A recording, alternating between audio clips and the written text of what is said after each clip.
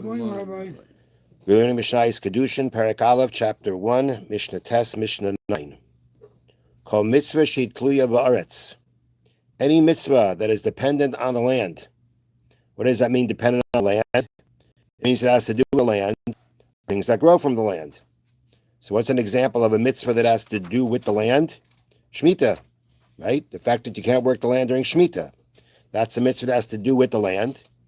And then when you talk about or has to do with things that grow from the land, the example of that would be Shum and Meiser, right? But we have to separate from the grain, for the Kohen, for the Levi.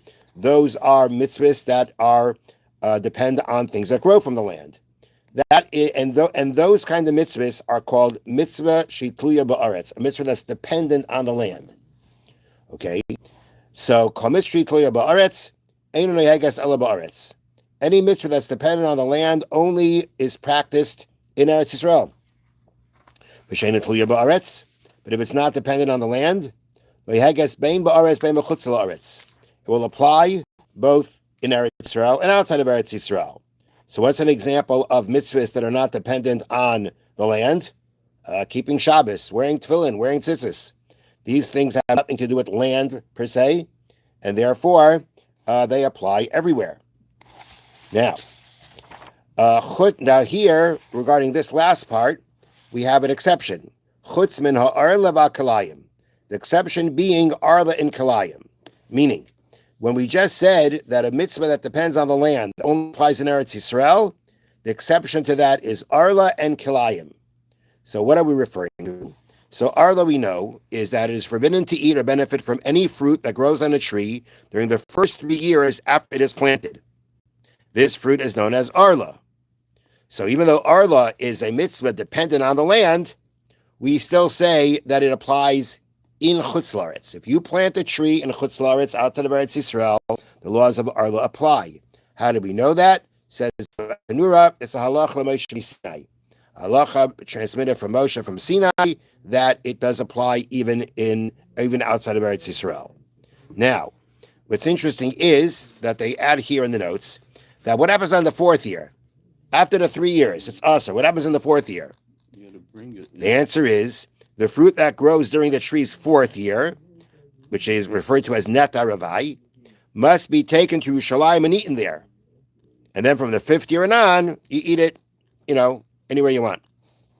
So they bring down here, there is a dispute whether these laws apply outside of Eretz Yisrael, meaning the laws of Ravai of the 4th year, they apply outside of Eretz Yisrael. Okay. Now again, if something is planted in Eretz Yisrael and it gets moved to outside of Eretz Yisrael, you have to deal with it like it's in Eretz Yisrael. Meaning, if you have fruit, you have produce that comes from Eretz Yisrael to America, you got to make sure that Trumas and Mises have been separated.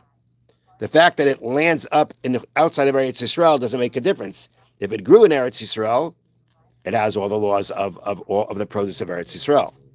Okay, so we're saying, so the first exception is arla. The second exception is kalayim. Now, kalayim means mixture. What are we talking about? And that is, it is forbidden to plant a mixture of 2 species of grain together with grape seeds. You got that? 2 species of grain with a grape seed. You plant them together. If someone does, and that's forbidden to do. If someone does plant such a mixture, it's forbidden to eat or benefit from it in any way. Okay? So the Bartanura says that kilei kerem, the mixture of planting seeds together with a grape seed, meaning kerem means vineyard, that applies outside of Eretz Yisrael, midrabanan, according to rabbinic law. It's not a Torah law, it's a rabbinic law. And then another addition is, there is another form of kilayim called kilayim of seeds, kilayim of seeds, which prohibits planting any 2 species of seeds next to each other.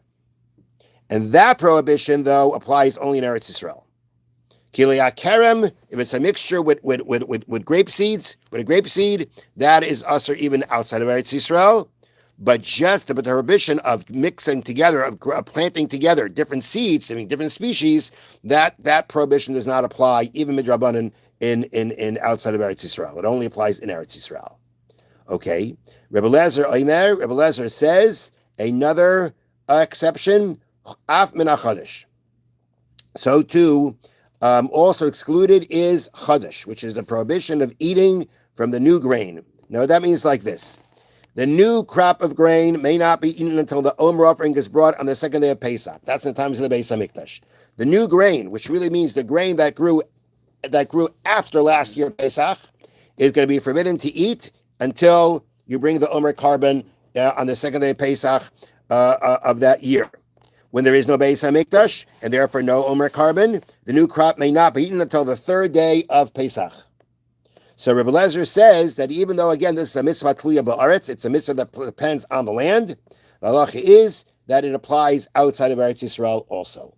So Chadash too, says Rebbe Lezer, although again, mitzvah tluya ba'aretz, it's a mitzvah regarding things that grow from the ground, nonetheless, it applies outside of Eretz Yisrael also.